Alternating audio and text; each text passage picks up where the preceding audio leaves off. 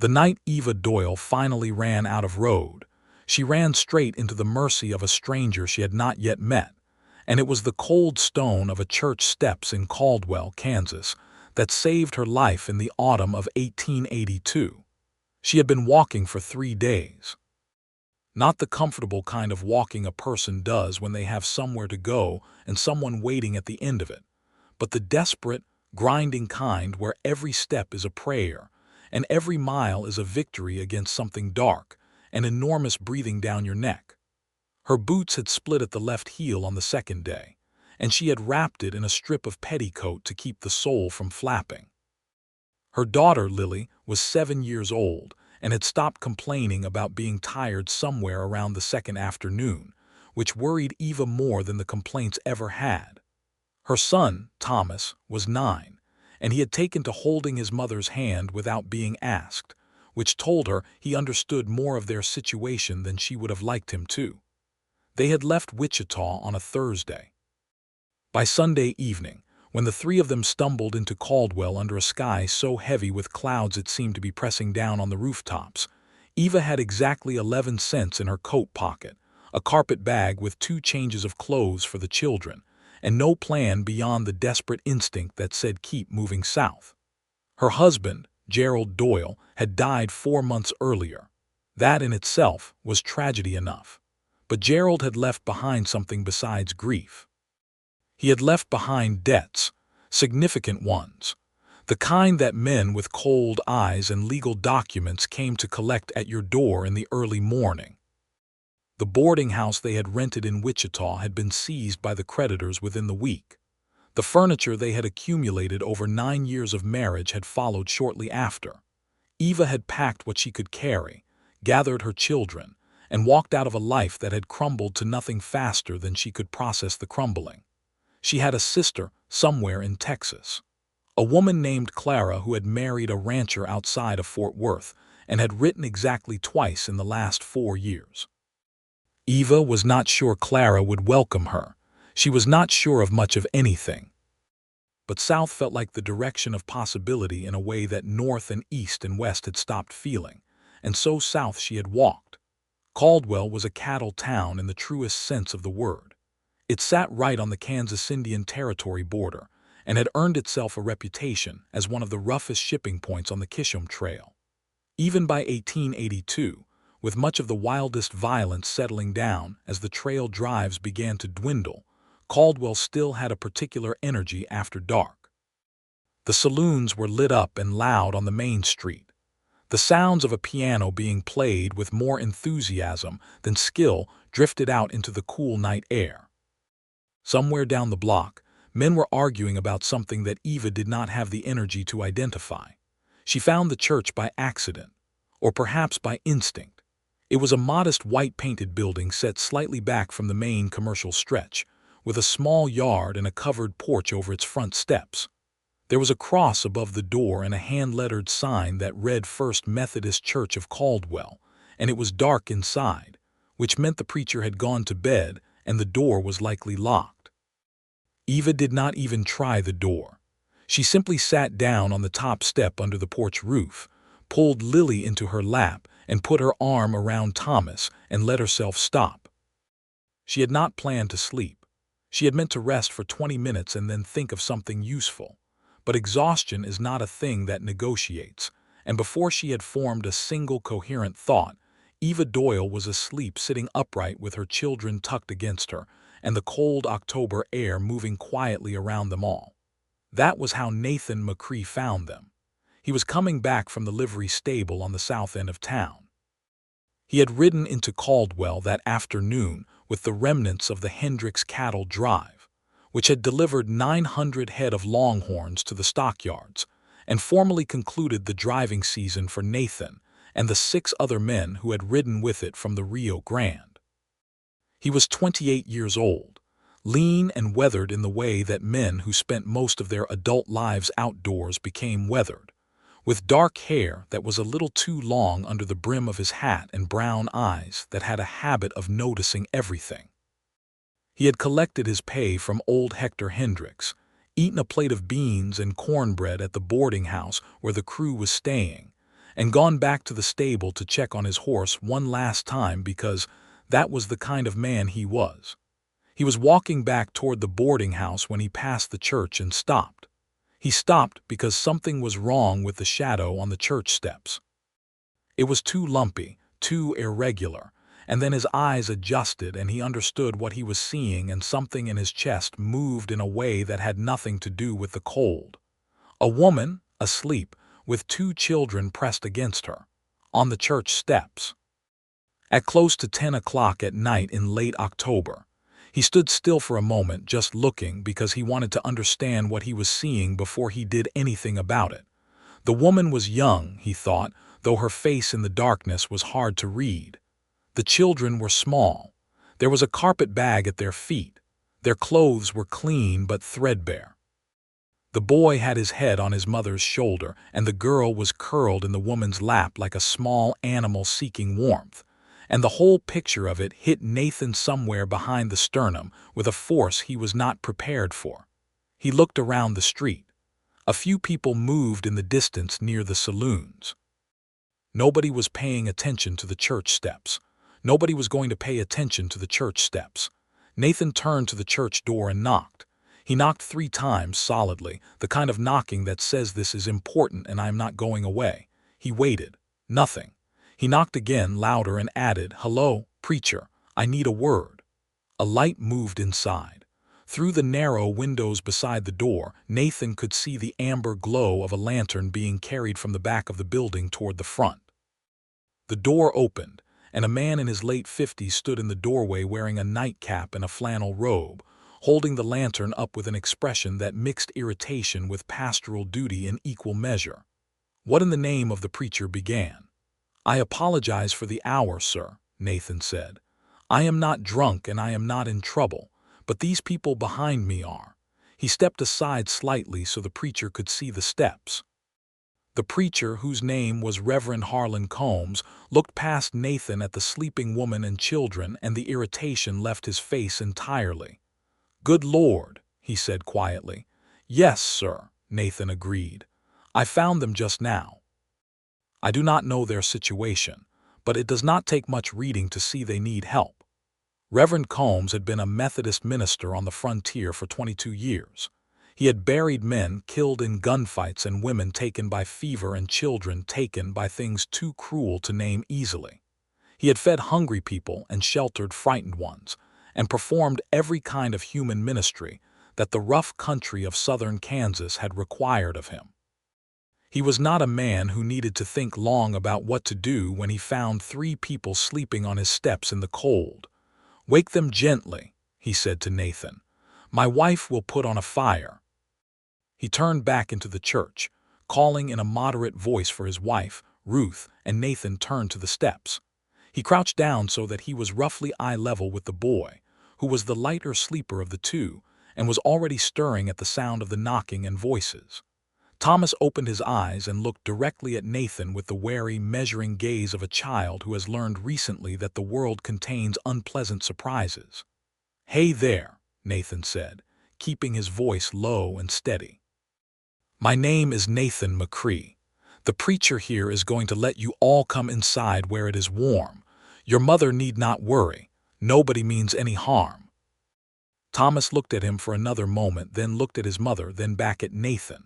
"She is very tired," the boy said, with a gravity that was heartbreaking in someone so young. "I know," Nathan said. "We will be careful with her." He reached out and put a hand on Eva's shoulder, the lightest possible touch, and said in a quiet voice, Ma'am, I am sorry to wake you. You are on the steps of a church in Caldwell. The Reverend is going to let you inside. It is cold out here." Eva's eyes opened. They were gray, Nathan noticed, gray and clear, and for one full second completely open before the awareness of her situation rushed back in, and he watched her face do the whole calculation in the span of a breath.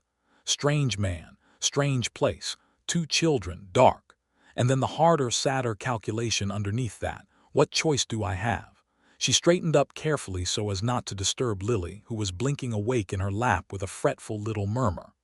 "I was not begging," Eva said. Her voice was steady, though Nathan could hear the exhaustion underneath it like stone under thin ice. "I did not think you were," he said. I just needed to rest. Of course. She looked at him for a moment longer. Who are you? Nathan McCrae, ma'am. I was passing by and I did not think it right to leave you out here in the cold. Something crossed her face quickly that might have been gratitude or might have been the particular ache of someone not accustomed to receiving kindness anymore. She shifted Lily off her lap, got to her feet with a steadiness that cost her something, and picked up the carpet bag. Thank you, Mr. McCrae, she said. They went inside. Reverend Combs and his wife Ruth, a round-faced woman with silver-streaked hair and the brisk, capable manner of someone who had spent decades managing the practical side of frontier charity, had a fire going in the small parlor behind the church sanctuary in under 10 minutes. Ruth produced a pot of coffee and a plate of corn cake, and she did it with the complete lack of fuss that told Nathan she had done this kind of thing many times before. Eva sat the children at the small table near the fire and stood slightly apart from them, as though she needed to maintain the posture of someone in control of her own circumstances. Nathan stayed near the door. He had not intended to stay at all. He had meant to hand them off to the Reverend and go back to the boarding house. But he stayed, and he was honest enough with himself, even in those first minutes, to wonder why. He watched Eva speak quietly with Ruth Combs, watched the tightness in her shoulders as she answered the gentle questions the older woman asked. He watched her glance at her children with that particular expression that belonged only to a parent afraid to show the children how afraid they are. He watched her accept a cup of coffee with steady hands and a quiet dignity that struck him as one of the more courageous things he had seen in recent memory, and he had spent the last few months on a cattle trail that had contained considerable courage of various kinds. She told the Reverend and his wife the outline of it. Dead husband, debts, Wichita, the sister in Texas she was trying to reach, the walking. She told it plainly and without self-pity, which Nathan thought was either a sign of remarkable character or a sign that she was too tired for anything else, and he suspected it was both. You cannot walk to Fort Worth, Reverend Combs said, with the direct simplicity of a man stating an observable fact. I know that, Eva said. I thought I might find work somewhere along the way, enough to buy passage on the stage. What kind of work? I'm a good seamstress. I can cook. I can clean. I'm not particular about the labor. Ruth Combs looked at her husband. Something passed between them in the efficient, wordless way of couples who have been married a long time. We will talk about this in the morning, Ruth said firmly. Tonight you and the children will sleep in the back room. It is warm and the beds are made up. That is not negotiable. Eva opened her mouth and Ruth held up one hand. Not negotiable, Ruth repeated pleasantly, and Eva closed her mouth. Nathan quietly took his leave after that, shaking the Reverend's hand and accepting a nod from Eva that somehow contained a great deal more than a nod normally held. He walked back to the boarding house in the cold night air with his hands in his coat pockets and the image of those gray eyes very clear in his mind, and he told himself firmly that he had done a decent thing, and that was the end of it. It was not the end of it. He came back in the morning. He could not have given a simple account of why if pressed. He had his pay in his pocket, and the driving season was over, and he was theoretically free to go wherever he liked, which in practical terms meant riding south toward Texas to winter with his older brother's family on their small ranch outside of San Antonio. He had no obligations in Caldwell. He had no reason to walk back to the First Methodist Church in the early morning, with a paper sack of sweet rolls he had bought from the bakery 2 doors down from the boarding house. And yet there he was, knocking on the side door of the parsonage at 8:30 in the morning, feeling slightly foolish. Ruth Combs opened the door, looked at the paper sack, looked at Nathan, and smiled with an expression that contained entirely too much perception. "Mr. McCrae," she said, "how thoughtful." Eva was at the table with the children when he came in. She had slept. He could see it in the slight loosening of the tension around her eyes, though she was still guarded in the way of someone who had learned that circumstances change without warning. She was perhaps 26 or 27, he thought, with dark hair pinned back neatly, and a face that would have been simply pretty under easier conditions, but was, under its current ones, something closer to striking. The tiredness in it only made the determination underneath more visible. "Mr. McCrae," she said, and there was a faint surprise in her voice. "Good morning, Mrs. Doyle. I hope you rested." "I did. Thank you again for last night." "No thanks required." He put the sweet rolls on the table and the children immediately brightened. Eva looked at the rolls and then at him with an expression he could not quite read. "I had more than I needed," he said, which was a transparent lie, and from the slight compression of her lips he suspected she knew it. He sat down, because Ruth Combs put a coffee cup in front of him, and that seemed to settle the matter. And for the next half hour he found himself in a conversation that surprised him. Not because it was exceptional in topic, since they spoke about Caldwell and the cattle trade and the road south and various ordinary things, but because of the quality of Eva's attention and the precision of her thinking. She asked good questions. She listened to the answers with a completeness that was unusual. When Thomas talked, she listened to him with the same quality of attention she gave to adults, which Nathan found he kept noticing. When the children went outside with Ruth to see the Reverend's small vegetable garden, Eva put her hands around her coffee cup and said, without looking up, "I want you to know I am not a woman who makes a habit of needing rescue. I did not think you were. I want to be clear about that." She did look up then. "I have a plan. It is not a perfect plan, but it is a plan." "Tell me," she told him. There was a stage line that ran south from Caldwell through Indian Territory to Texas. The fare was $1.75 per adult and $1 for children, which made it $4.50 for the three of them. She had 11 cents. She intended to spend the morning finding whoever in Caldwell needed sewing done, because Ruth Combs had already told her that the town had a population of several hundred and no established seamstress since the previous one had left in the spring. She intended to work as many days as necessary, save the fare, and then get herself and her children on the stage to Texas. "That is a reasonable plan," Nathan said. "I thought so. Indian Territory can be rough going on the stage. There have been holdups. I am aware of that. I do not have a better option." He turned his coffee cup slowly in his hands. "When does the stage run?" "Every Wednesday and Saturday out of the express office on Main Street." "What day is today?" "Monday," he calculated. "So you have 2 days to earn $4.40. $4.39, she said, with a precision that told him she had been doing this arithmetic very carefully. "I have 11 cents already." A silence sat between them for a moment that was not uncomfortable, which Nathan found interesting. "I know of at least 3 families who would pay good money for a seamstress," he said. "The Hendricks family, for one. Hector Hendricks's wife has been complaining about alterations since before we left on the drive in March. And the hotel on 2nd Street, the Caldwell Commercial, the owner's wife mentioned at dinner last week that she needed curtains made up for the new rooms." Eva was very still. "How do you know these things?" "I pay attention," he said simply. Another silence. Then quietly, "Why are you helping me, Mr. McCrae?" It was a fair question and it deserved a fair answer. He thought about it honestly. "Because you needed it and I was able to," he said. "And because your boy looked at me last night like he was trying to figure out if I was going to be one more terrible thing in a run of terrible things, and I did not want to be that." Eva looked at him for a long moment. Something shifted in her face very slightly. "His name is Thomas," she said. "I know, he told me. And the girl is Lily." "Yes," she nodded once as if something had been decided. "I would be grateful for the introductions if you are willing." He was willing. They spent that Monday moving through Caldwell in a way that Nathan found unexpectedly pleasant. He made introductions. Eva did the rest herself, because Eva Doyle was, it turned out, someone who knew how to walk into a stranger's house and make herself useful without making herself a burden, which is a specific and valuable skill.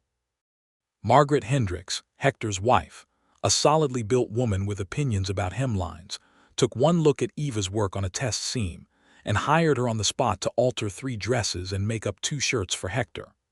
The hotel owner's wife, A French-born woman named Celeste Beaumont who had followed her husband to Kansas and not entirely forgiven the continent for it, commissioned curtain panels for 4 rooms and agreed to pay $6 upon completion, which was more than Eva had hoped for.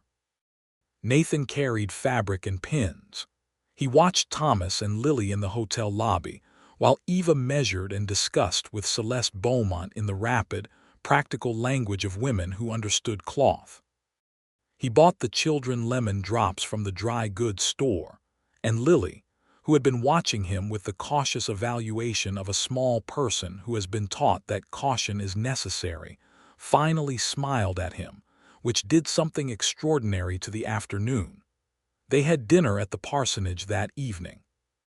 Ruth Combs made a beef stew that was simple and excellent, and the conversation around the table was the kind of conversation that springs up naturally among people who find themselves comfortable with one another more quickly than expected.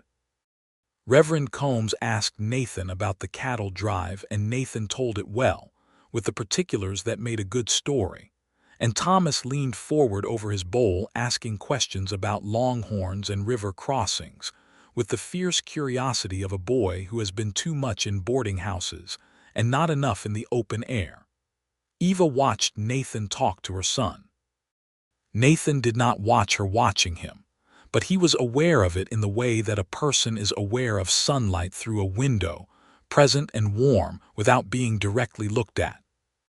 After dinner, the children fell asleep by the fire with a completeness that spoke of deep exhaustion finally yielding, and the adults sat at the cleared table with coffee in the comfortable quiet of a shared evening.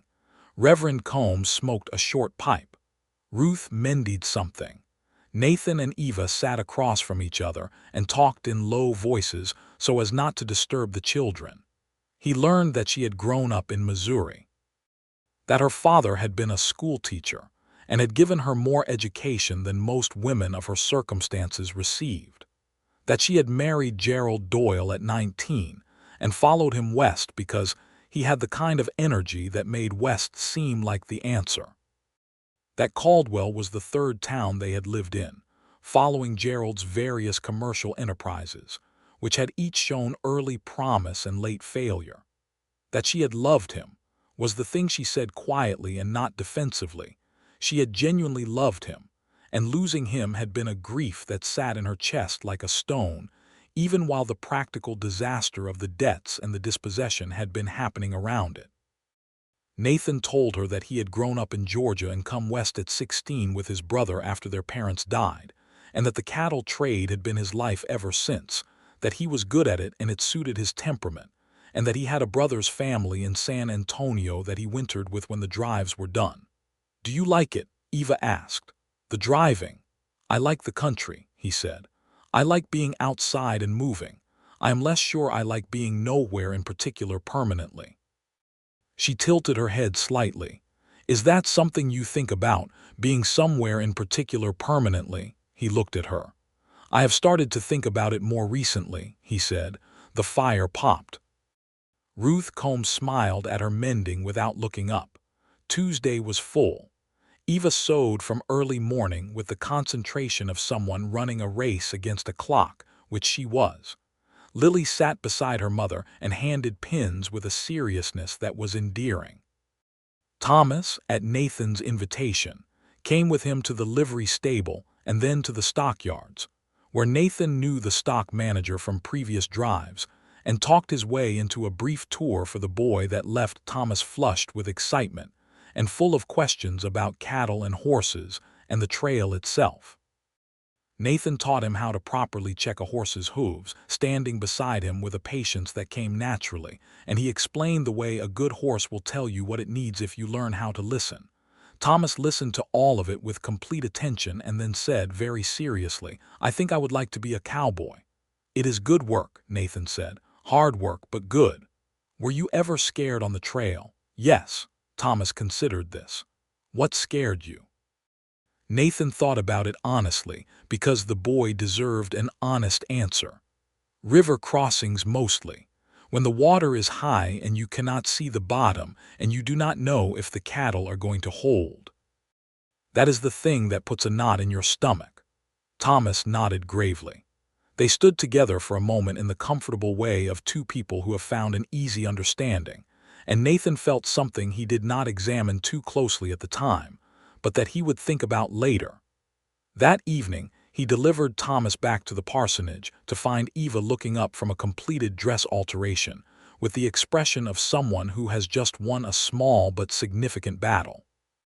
She had finished the Hendricks alterations and the first 2 sets of curtain panels for the hotel. She had earned $3.40 so far, with more to come when she finished the remaining panels in the morning. "You are going to make it," Nathan said. "I am going to make it," she agreed, and the smile she gave him was so unguarded and genuine that it struck him somewhere he had not expected. He was going to leave Wednesday morning. He had told himself this clearly and repeatedly. His horse was rested and provisioned. He had nothing more to do in Caldwell. His road led south to Texas, and so did Eva's, but by different means and different speeds, and there was no particular reason for their roads to continue alongside each other. He told himself this standing at the window of his room at the boarding house Tuesday night, and he believed it, and then he lay down and did not sleep well, and in the morning he did not leave. He did not examine this too closely. He went to the parsonage instead, arriving as Eva was preparing to go to the hotel to deliver the finished curtains and collect her payment. He offered to carry the panels, which were bundled in cloth and somewhat awkward. Eva looked at him with those direct gray eyes and said, "You are still here. I am still here. I thought you were heading south." "I am eventually." A pause. "Mr. McCrae, Nathan," he said. Another pause, slightly longer. "Nathan." She said his name like she was trying it out to see how it fit. "You do not need to. I know I do not need to," he said. "I would like to if that is all right." She looked at him for a moment longer, and whatever she was reading in his face seemed to satisfy her because she said, "All right," and let him carry the curtain panels. Celeste Beaumont paid in full plus a 50-cent bonus because, she said with an expressive shrug, the work was better than she had expected and she was an honest woman. Eva received her money with the careful calm of someone who does not show relief in front of strangers, but her hand was slightly unsteady as she put the coins in her purse, and Nathan, who was standing slightly behind her, pretended not to notice. They collected the children from the parsonage and walked to the Stage Express office to purchase the tickets. Wednesday afternoon, the next day. $4.50 exactly. Eva handed over every cent she had earned and received 3 tickets and a receipt, and she stood on the board sidewalk outside the express office holding those 3 tickets, and she breathed out slowly. Lily was pulling at her sleeve. "Are we going to see Aunt Clara, Mama?" "We are going to see Aunt Clara," Eva confirmed. Thomas was watching his mother's face. "Are you all right, Mama?" "Yes, sweetheart." She folded the tickets carefully into her coat pocket. "I am very all right."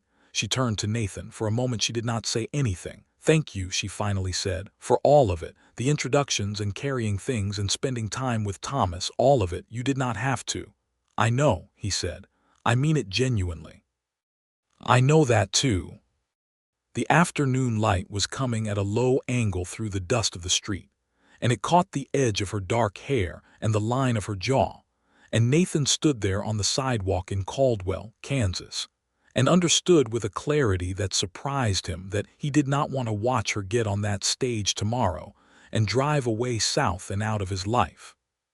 He understood it, and he did not know what to do with it, because it was not the kind of feeling a man announces on the second day of knowing someone, particularly not to a widow with 2 children and a carpet bag and a road stretching out ahead of her that was already difficult enough. So he said, "Can I take you all to supper tonight? There is a decent restaurant on 2nd Street. Eva considered him with an expression that he was beginning to recognize, that particular quality of attention she brought to things she wanted to think through carefully before responding to. "That is kind," she said. "Is that a yes?" "That is a yes," she said, and the slight warmth in it was not his imagination. They had supper at the restaurant on 2nd Street, which was called, unimaginatively, the 2nd Street Restaurant, but which produced a roast chicken with vegetables that was excellent and an apple pie that was even better. The children were delighted by the menu and the occasion. Lily arranged her napkin with the gravity of someone at a formal banquet. Thomas ate 2 full plates and asked the waiter a series of questions about how the kitchen operated that the waiter answered with more patience than Nathan would have predicted. Eva ate with the particular enjoyment of someone for whom a good meal had been an uncertain commodity recently. Nathan watched her when he could do so without being obvious about it, and he noticed the way she talked with her children, fully present, asking about their day, with the kind of specific engagement that showed she remembered what they had said before. He noticed that she laughed easily when something was genuinely funny and not when it wasn't, which he considered a reliable character indicator. He noticed that her hands, when they were not occupied with anything, had a habit of resting very still on the table in front of her, like someone who had learned to hold themselves quietly. He walked them back to the parsonage in the dark. The children went ahead a little way on the path, Lily chasing something small and probably imaginary, Thomas doing the half-walk, half-run of a boy who is tired but too interested in the world to admit it yet. Nathan and Eva walked at the moderate pace of 2 people who are not in a hurry to arrive. "What will you do after Texas?" she asked. "After your brother's place in San Antonio. Find another drive in the spring most likely, or look for something that doesn't involve riding 900 cattle from the Rio Grande to Kansas. Which would you prefer?" He thought about it. "Something with more permanence, maybe. I have been driving cattle since I was 17. I know how to do it. But there is a difference between knowing how to do a thing and having that be the whole of your life." "Yes," she said quietly, "there is." She was thinking about something. He could see it in the slight distance that had come into her expression. "Can I ask you something?" he said. "You can ask." "Your sister in Texas, you are not certain she will welcome you." It was not quite a question. Eva was quiet for a moment. "No," she said, "I am not certain. Clara and I were not particularly close. She married well and I married hopefully, and those 2 paths do not always produce closeness. I have written to her, but I have not received a reply to the last 2 letters. And if she does not welcome you, then I will find other means." She said it with a simplicity that was absolutely convincing and absolutely heartbreaking. "I have skills. I have 2 good children. I will find other means." He wanted to say something. He was not sure what it was. He had been riding cattle trails for 11 years and had not developed a substantial vocabulary for certain kinds of conversations, and he stood there in the dark October street feeling the inadequacy of that gap in his education. They reached the parsonage. The children had already gone inside. Ruth Combs's voice was audible through the walls, warm and brisk, ushering them toward their beds. Eva stopped at the door and turned to face him. "Nathan," she said. His name again, in that particular way she had of saying it, like it was something she was choosing to use carefully. "I will not pretend I am not grateful, but I want to say something else." "All right." "In 2 days I have met someone whose company I have genuinely enjoyed, which has not been a common thing in my life lately. I want to say that plainly, because I think plain speaking is better than pretending something isn't so when it is." He looked at her face in the dark and the lantern light from the parsonage window. "I think you are right about that," he said. "I do not know what anything means beyond tomorrow," she said. "I have 2 children and a stage ticket and a possibly unwelcoming sister at the end of it. That is my whole situation right now. I know your situation. I just want to be sure you know it." "Eva," he said, and he had not used her given name before, and he saw the slight change in her expression when he did. "I know your situation. I also know that I have not wanted to leave Caldwell since yesterday morning, and that is not something that has happened to me in 11 years of coming through cattle towns." The moment stretched between them, warm and improbable and entirely real. "I am going to get on a stage tomorrow," she said. "I know. And you are going south by your own route." "I am." "Then I suppose this is good night," she said, though she did not move. "I suppose it is," he said, though he did not move either. She reached out and took his hand briefly. A moment's pressure, warm and direct, and then she let go and went inside, and Nathan stood on the path for a considerable time after the door had closed, looking at the stars and coming to several conclusions about himself. He was at the stage office the next morning at 10 o'clock, which was when the southbound stage departed. He had paid his tab at the boarding house, settled his horse's stable fee, loaded his saddlebags, and ridden south out of Caldwell for approximately 20 minutes before he turned back. He had done this in the grip of a feeling he recognized, now that he was attending to it properly, as something he had not felt before in any version that mattered, and he was 32 years old, not a boy, and he knew the difference between fancy and something real. Eva was standing at the stage office with the children and a small crowd of other passengers when he rode up.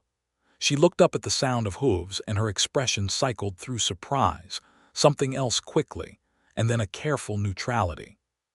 He dismounted and tied his horse to the rail and walked over. "You left," she said. "I came back," he said.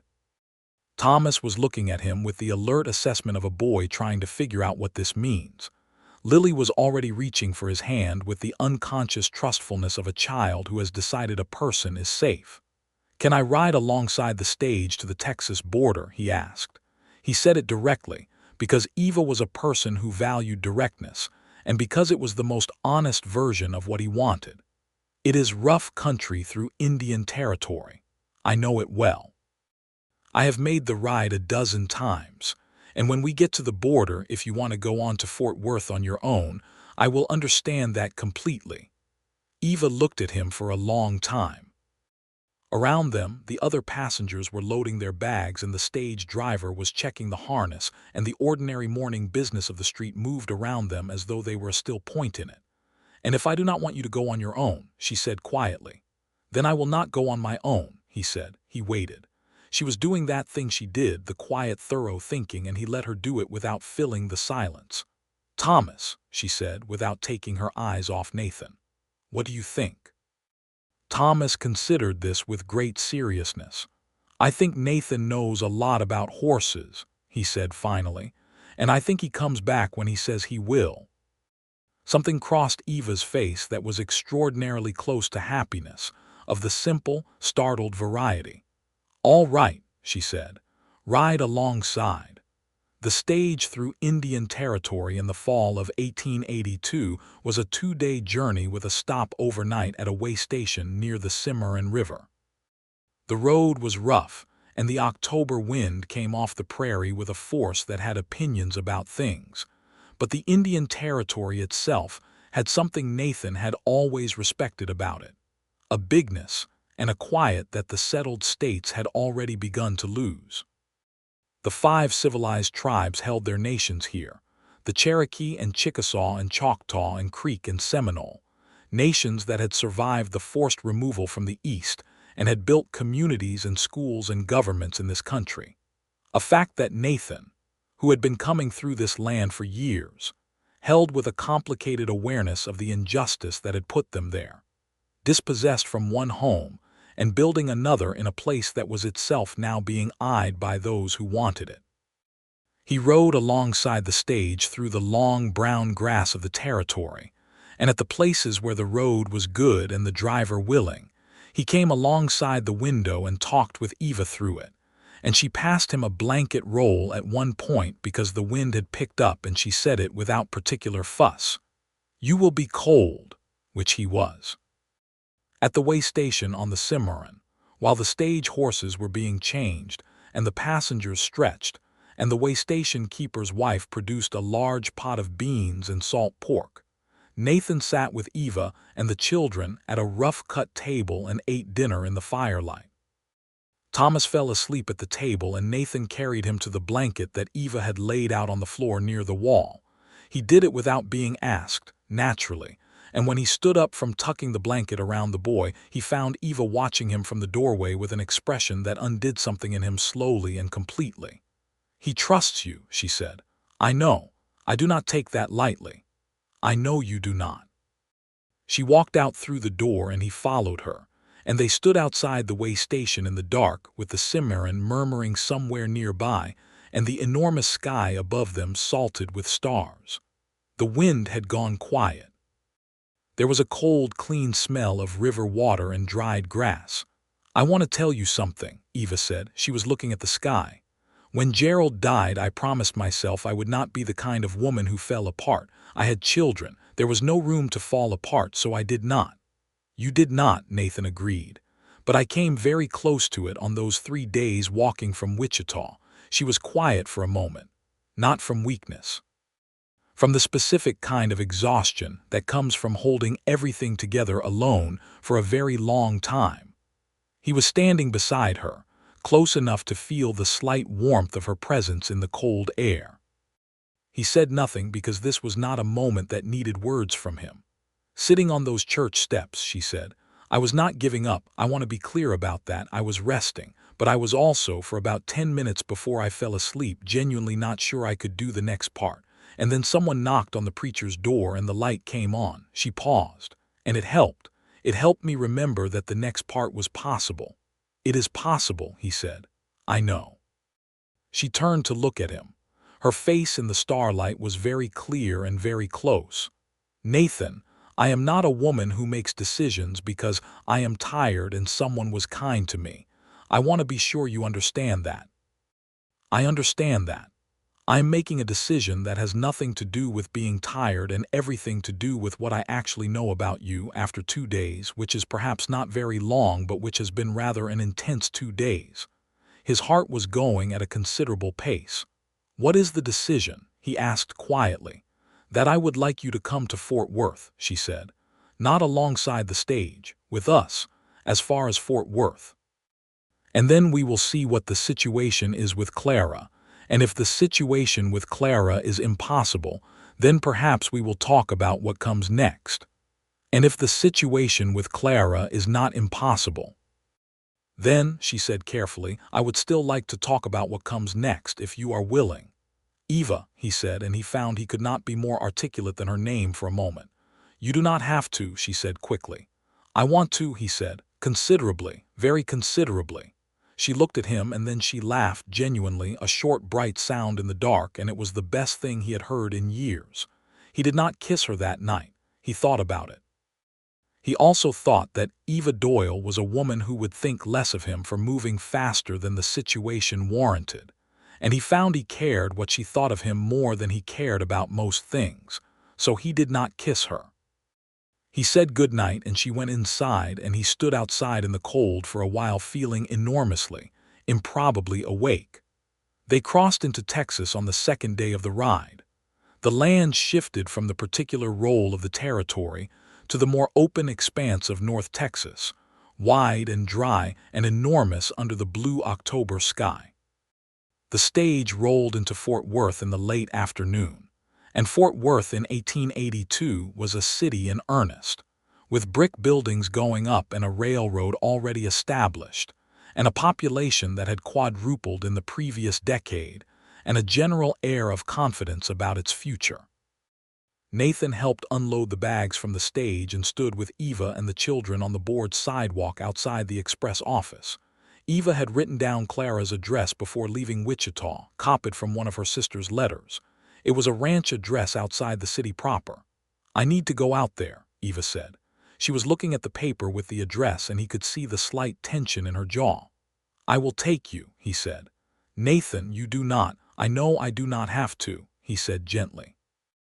"But it seems to me that arriving with a known companion is likely more comfortable than arriving alone with 2 children in a hired buggy, which I am going to hire anyway because you are not walking another mile today." She looked at him. Something in her expression shifted. "You are very good at this," she said. "At what?" "At making things easier without making a person feel managed." He rented a buggy from the livery near the stage office, loaded the bag, helped Lily up with the practiced ease of someone who had been doing it for 2 days and found it entirely natural, and drove them out of Fort Worth on the road to Clara's ranch. Clara's ranch was a working property with cattle visible in the far pastures, and a solid-built house with a porch and a barn that was in good repair. It had the look of a place where someone had put in years of genuine effort, and the effort had been rewarded. Nathan pulled the buggy to a stop in the yard, and a woman came out of the house onto the porch, and he could see immediately that she was Eva's sister because the bone structure was the same, though Clara was fair where Eva was dark and looked at the world with a directness that was similar to Eva's but colder in its default temperature. Clara looked at the buggy. She looked at Nathan. She looked at Eva. Her expression was hard to read. "Eva," she said. "Hello, Clara." Eva's voice was steady, a silence. "You should have written," Clara said. "I did write twice. You did not reply." Another silence. Clara looked at the children. Something in her face changed slightly. "Thomas has grown," she said. "2 years will do that," Eva said. Clara came down off the porch. She was still looking at her sister with that unreadable expression, and then she said, "Well, you had better come inside," which was, apparently, all the welcome she was prepared to offer initially, but Nathan suspected it was more than Eva had fully counted on. He helped with the bag and was introduced briefly as a friend, and Clara looked at him with the frank assessment of a woman measuring something quickly, and came to a conclusion she kept to herself.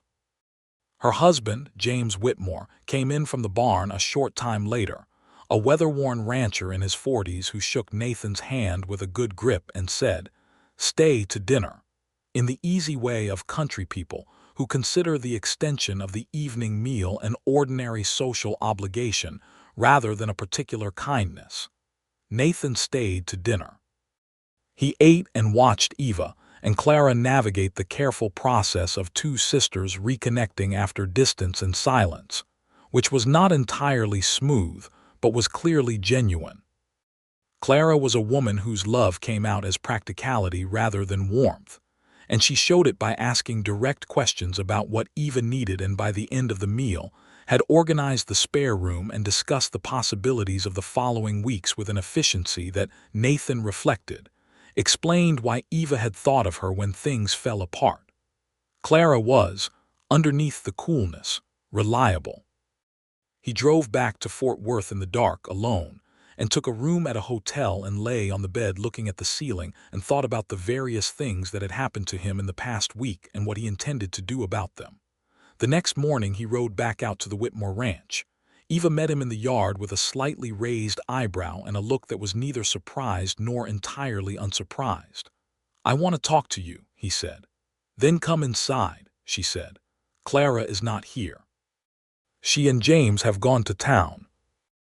They sat at Clara's kitchen table with coffee, and Nathan looked at Eva across the table and said what he meant, which was what he had decided in the hotel room was the only appropriate thing to do. "I do not have a permanent address," he said. "I have a brother's ranch in San Antonio that I winter at, and a cattle trail I ride in summer, and not much else in the way of settled life. I know that is not an impressive situation to present to a woman." Eva was listening. "But I have 11 years of earnings saved in a bank in San Antonio, because I have had no particular reason to spend them, and it is enough to buy land. Not much land, but enough. And I have been thinking for a while about the fact that the open trail drives are changing, that the railroads are pushing further south, and the big drives up the Kishom are going to end in the next few years, and that the men who are going to do well in the cattle business in the next generation are the ones who are running their own operations on their own land." Eva said nothing. She was giving him that complete attention. "What I am saying," Nathan said, "is that I am a man who has been going nowhere in particular for 11 years, and I have recently formed a very strong opinion about wanting to go somewhere specific." He paused. "I am not asking you to decide anything today. I'm not asking anything of you right now. I am telling you that I intend to stay in the area for the time being because I think this is a place worth staying, and because I think you are a person worth knowing better, and I wanted to say that plainly so that you know what I am and what I am not." The silence in Clara's kitchen was full and warm. "What are you not?" Eva asked. "I am not someone who will leave without saying so. I am not someone who does not mean what he says. I am not someone who would ask anything of you that you were not freely willing to give." Eva turned her coffee cup in her hands, the way he had noticed her doing when she was thinking carefully. "You are very certain," she said, "for someone who has known me for days." "I know," he said. "I find that I cannot argue with the certainty, though I understand why it might seem hasty from the outside." She was quiet for a moment, then she said, "My children are not an inconvenience or an obstacle, they are my life." "I know that. I like your children very much. Thomas is one of the best people I have met in some time, and Lily trusts people carefully, and she trusts me, which I think says something about her judgment." Eva's composure slipped slightly, just slightly. "You cannot say things like that," she said. "Why not?" "Because they make it very difficult to be sensible." He waited. She looked at him across the kitchen table, this woman who had walked 3 days on split boots and fallen asleep on church steps and sewn curtains in 2 days and gotten herself and her children to Texas on 11 cents and pure determination. She looked at him with those clear gray eyes and she said, "I think you should find land near Fort Worth." He exhaled slowly. "Yes, yes," she said. "I think you should find land near Fort Worth, and I think we should spend some real time knowing each other, and I think that is the sensible thing."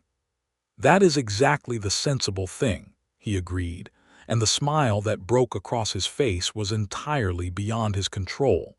He found land in December. He did not find it quickly or carelessly, because Nathan McCrae was a man who did things with intention, and buying land was not something he took lightly.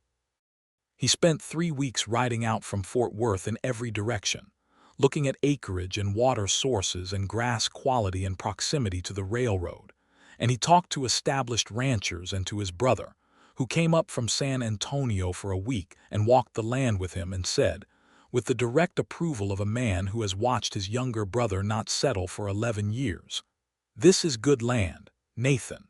Buy it." He bought 160 acres with a creek on the western edge and decent grass, and a timber stand to the north, 6 miles outside of Fort Worth. It had an existing house on it, small but sound, built by a farmer who had moved on to other ambitions, and a barn that needed work but had good bones. He told Eva about the land on a Sunday afternoon in January, sitting on the porch of the Whitmore Ranch, while the children played in the yard, and the pale winter sun made the dry grass look amber. He had been coming out on Sundays since November, and sometimes on Wednesday evenings as well, riding out from Fort Worth, where he had taken a job for the winter helping a local stock operation with their inventory. He and Eva had been spending time together in the patient, present way of 2 people who are discovering that the certainty of the early days has deepened rather than faded as the weeks passed. They had talked about everything. They had talked about Gerald and about Nathan's parents, and about Missouri and Georgia and Kansas and Texas, and what each of them wanted from the life still ahead of them. They had talked about the children, and what kind of future Eva hoped to build for them, and what Nathan thought about schooling and opportunity for children in the changing West. They had talked about faith, and about hard luck, and about what it meant to keep going when keeping going was the only option available. They had sat on this same porch in the evenings and watched the sun go down over the flat Texas country, and said comfortable, unhurried things to each other, and also sat in comfortable, unhurried silence, which Nathan considered one of the more significant indicators of something real. He had kissed her for the first time in late November, standing by his horse in the yard when he was preparing to ride back to Fort Worth after a Sunday visit. It had been a thoroughly intentional kiss, slow and gentle, and Eva had put her hand on his coat lapel and kissed him back with a warmth that settled into his bones and stayed there. He told her about the land in January, the details of it, the acreage and the water and the existing structures, and she listened to all of it and asked good questions about the creek's behavior in spring and the soil quality and how far the timber stand would go for winter wood. "I want to show it to you," he said, "before I start the work on the house. I want you to see it and tell me what you think." She looked at him with that steady gaze. "Why does my opinion matter about your land?" she asked, but there was something in the way she asked it that told him she knew the answer and was asking him to say it. "Because I am hoping it will not be only my land for very long," he said. Eva breathed in slowly. "Nathan, I know you said we would take time. We have taken time," she said. "It is January, 3 months. 3 months in which I have discovered that you are a patient man, a kind man, a man who is honest even when the honest thing is complicated, and a man who my children would follow into the wilderness without a second thought, which is not a small thing to me." She paused. 3 months in which I have discovered that I am entirely and completely in love with you, which is a sentence I did not expect to say to another person in my life, but which is entirely true and which I am saying now because you deserve to know it. He looked at her. He felt something enormous and quiet settle into him. "I am entirely and completely in love with you," he said. "I have been for approximately 3 months. She made a sound that was not quite a laugh and not quite a breath and reached out and took his hand in both of hers. "Show me the land," she said. He brought her and the children out the following Saturday. They rode in a rented wagon, all 4 of them, through the pale gold January country to the 160 acres on the creek. He watched Eva walk the land the way he had walked it, with the same purposeful attention, looking at the grass and the water and the timber and the house. Thomas ran ahead toward the barn and was already climbing the fence rails when they caught up. Lily walked beside her mother, holding her hand, looking at everything with the enormous eyes of a child taking in a new world. Eva stood in front of the small house and looked at it for a long time. "The porch needs rebuilding," she said. "I know. And those windows on the south side need larger glass. I know. The kitchen will be small. For now," he said. "It can be added on to." She turned to look at him. The January sun was behind her. "How soon were you thinking?" she asked. "I thought I would ask you properly first," he said, "and then as soon as you will have me." He asked her properly, right there in front of the small house on the creek, with Thomas hanging from the fence rail 30 yards away and Lily still holding her mother's hand, and the winter grass bending slightly in the wind. He did not have a ring, he told her, but he would remedy that the moment they returned to Fort Worth. He had thought about saying a great many eloquent things, and instead found that what came out was the simple truth, that she was the person he wanted to be in a place with permanently, and that he could not imagine a more worthwhile use of his life than building something alongside her. Eva said yes. She said it clearly and without hesitation, and with the full conviction of a woman who has thought about something from every angle and arrived at certainty. Thomas heard the word yes and came running from the fence at a speed that indicated he had been paying more attention to the proceedings than anyone had assumed, and he arrived slightly out of breath and looked at Nathan with those serious dark eyes and said, "Are you going to be our father now?" Nathan crouched down to eye level. "If you will have me," he said. "I would be honored to be." Thomas looked at him for a moment in that way he had that was older than his years. Then he put out his hand, very formal, and Nathan shook it. "All right," Thomas said.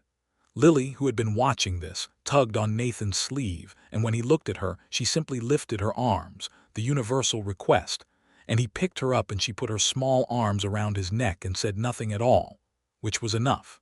They were married in February, in the First Methodist Church of Fort Worth, on a cold, bright Saturday when the sky was an unlikely blue, and the street outside the church was full of the ordinary business of a city on a weekday. Reverend Combs, when Nathan had written to him, had sent back a warm letter of congratulation and regret that the distance made it impossible for him to perform the ceremony. But the note from Ruth Combs that was enclosed was, Eva said, one of the finest letters she had ever received, and she kept it in her Bible. Clara and James Whitmore came to the wedding, and James stood up for Nathan with the quiet approval of a man who had watched the couple across his dinner table for 3 months, and formed conclusions he kept brief and warm. Clara stood with Eva, and she did it with a warmth that had been growing steadily since Eva's arrival in October, because Clara's love, as Nathan had predicted to himself after that first dinner, expressed itself reliably once it found its channel. They moved onto the land the following week. The house was small, and the February wind found the gaps in the walls with an intelligence that was almost impressive. But Nathan had spent the previous 6 weeks making it as sound as he could, and there was a good stove and wood enough for the winter, and the creek was full and cold and alive. Eva stood in the kitchen of their house on the first morning and made coffee on their stove and looked out their window at their land and their barn and the tree line, where their timber stood dark against the pale winter sky. And Nathan stood in the doorway watching her, and neither of them said anything for a while, because it was the kind of moment that does not need words. Thomas had a room of his own for the first time in his memory, which he treated with the reverence of someone who has been given something almost too good to be true. Lily had declared the creek her personal discovery and had to be redirected from visiting it daily, because the February water was cold enough to be concerning to the adults if not to her. Nathan began the real work of the ranch in March. He had cattle knowledge and money and a clear head for how a working operation needed to be built, and he began with a small herd, 30 head of good stock, and a plan that was conservative and methodical and suited to the land. He hired one hand to start, a young man named Reuben Flores, who was 20 years old and quiet and good with horses, and whose family had been in Texas before there was a Texas, and who turned out to be one of the best workers Nathan had encountered in 11 years of working alongside others. Eva ran the household with the same determined efficiency she brought to everything, and quickly became known in the area as the best seamstress for 20 miles in any direction, which was a reputation that built itself because the work was simply excellent, and word traveled in the way it does in country communities. She took in work when she wanted it and declined it when she did not, and the small additional income went into a household fund that she managed with the same careful arithmetic. She had applied to 11 cents and $4 and 50 cents of stage fare not so long before. Thomas enrolled in the Fort Worth school in March and rode in on a pony that Nathan bought him for his 10th birthday with a solemnity that made every adult who witnessed it need to look somewhere else for a moment. He was a serious student and a better horseman, and he spent every available evening hour with Nathan and Reuben learning the work of the ranch, with an appetite for it that Nathan recognized as genuine vocation. Spring came to the Texas country with an extravagance that surprised Nathan, who had spent most of his springs in Kansas, and he found himself arrested at unexpected moments by the beauty of it, the rolling wildflowers across the pastures and the creek running high and bright, and the way Eva looked walking through the long grass in the morning light with Lily dancing alongside her. He had not thought of himself as someone who paid particular attention to beauty, but it turned out he had simply not been in its vicinity often enough. He and Eva talked in the evenings after the children were in bed, sitting on the rebuilt porch with the night sounds of the country around them, and the conversations had the ease of people who have gone past the careful first stage of knowing each other into the more comfortable territory, where silence is also a kind of conversation. He told her things about himself he had not told other people, not from secretiveness, but from the simple fact that he had not had someone to tell them to. She told him things about the years of her marriage with Gerald, the good years and the harder ones, with a candor that he recognized as the trust of someone who has decided you are safe with the real version of them. In May, Eva told him quietly one evening that she believed she was expecting a child. She told him with a stillness that he understood was not reticence, but the particular care of someone delivering news they are not sure how to measure yet, something enormous being held gently. Nathan put down the fence post he had been mending and looked at her across the porch. "Are you happy?" he asked, because that was the first thing that mattered. She looked at him. "Yes," she said. Surprisingly, completely, yes.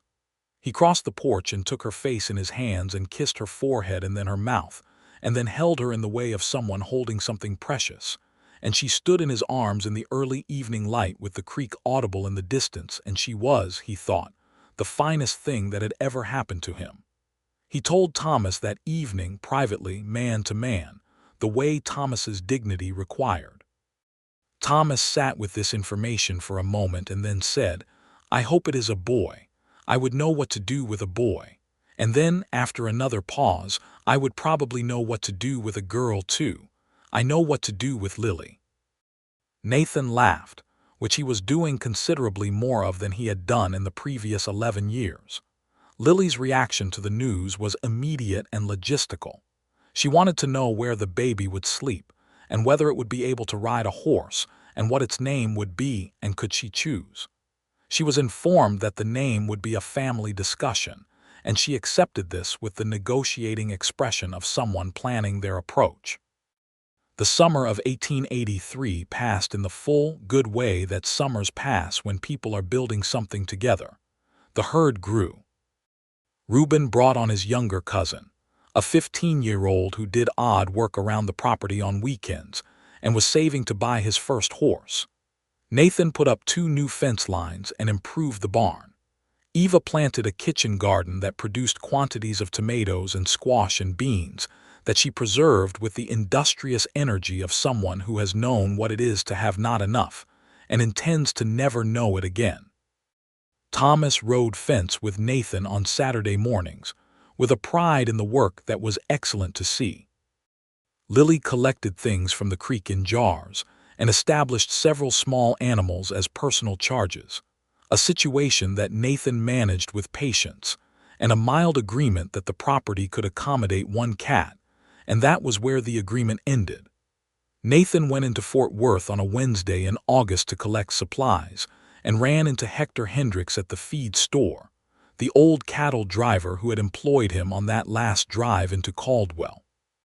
Hector pumped his hand and looked him over with the assessment of a man who knows what settled looks like on a person who has previously been unsettled. "I heard you married a woman in Fort Worth," Hector said. "I married a woman in Fort Worth," Nathan confirmed. "Good land out there by the creek, too. Tanner Davis told me about it." "Good land," Nathan agreed. Hector squinted at him. "You look different, McCrae." "How do I look?" "Like a man who knows what he is doing and where he is going," Hector said. "It suits you better than cattle driving did, and you were a damned good cattle driver." Nathan thought about this on the ride home, the late summer sun warm on his back, the Fort Worth road stretching ahead of him through the grass, and he thought that Hector Hendricks, who was a man of few words and all of them accurate, had put it exactly right. He knew what he was doing and where he was going. That was it precisely. The baby came in November, as the first real cold of the year came off the plains. Eva's labor was managed with the help of a capable midwife from Fort Worth and Clara Whitmore, who came out and stayed 3 days and revealed a tenderness in a crisis that she did not generally display in ordinary circumstances.